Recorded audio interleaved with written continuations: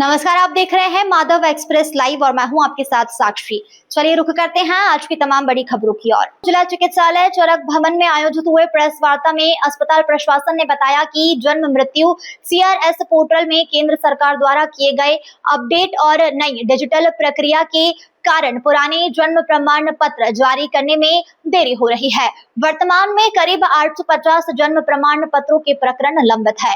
प्रशासन के अनुसार नई प्रक्रिया में पुराने जन्म प्रमाण पत्र, जन्म सूचना पत्र एवं जन्म रजिस्टर की स्कैन प्रति एवं सत्यापन के बाद जिला रजिस्ट्रार की स्वीकृति मिलने पर ही रजिस्टर डिजिटल प्रमाण पत्र जारी किया जा रहा है। इसी कारण लंबित मामलों की संख्या बढ़ी हुई है।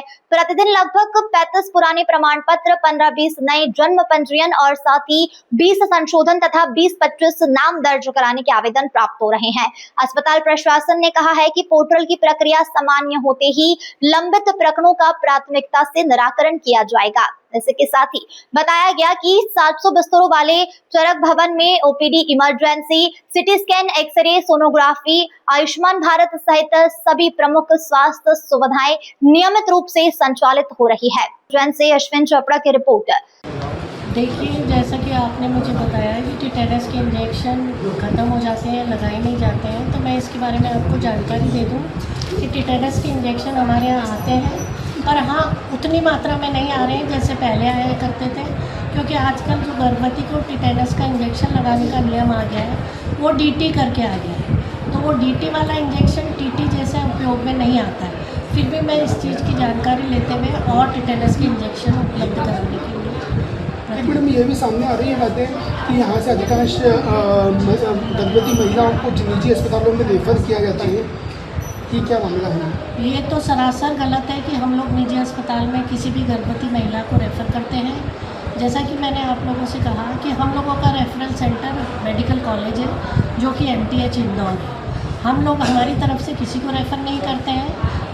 ज़्यादा करके ये देखने में आया है कि आशाएं प्राइवेट अस्पताल से जो मरीज़ों को सरकारी अस्पताल में ले आती हैं, और जैसे ही मरीज़ को हम लोग ये समझाते हैं कि आपके साथ नॉर्मल हो जाएगा या ऑपरेशन होएगा, तो आशाएं उन लोगों को समझाती हैं कि चलो भाई, जहाँ इलाज चल रहा था आप वहीं चलो। तो हम लोग बिल्कुल नहीं चाहेंगे कि हमारे यहाँ की गर्भवती कहीं प्राइवेट अस्पताल में जाए, क्योंकि आप लोग जानते हैं कि वहाँ पे उनको वित्तीय कितना ज़्यादा नुकसान होगा।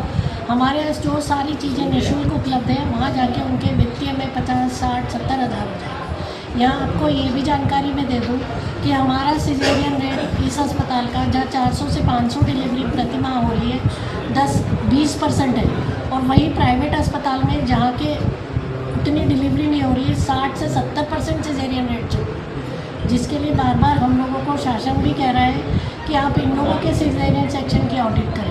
पर चलिए, उस समय माँ और बच्चे की क्या स्थिति रहती है उसके लिए हम लोग टिप्पणी नहीं करेंगे। पर हमारे यहाँ अगर किसी केस में हमको ये लगता है कि कोई परेशानी हो सकती है जिसमें इसको उच्च स्तरीय चिकित्सा की ज़रूरत है, तो हम लोग इसको MTH इंदौर रेफर करते हैं।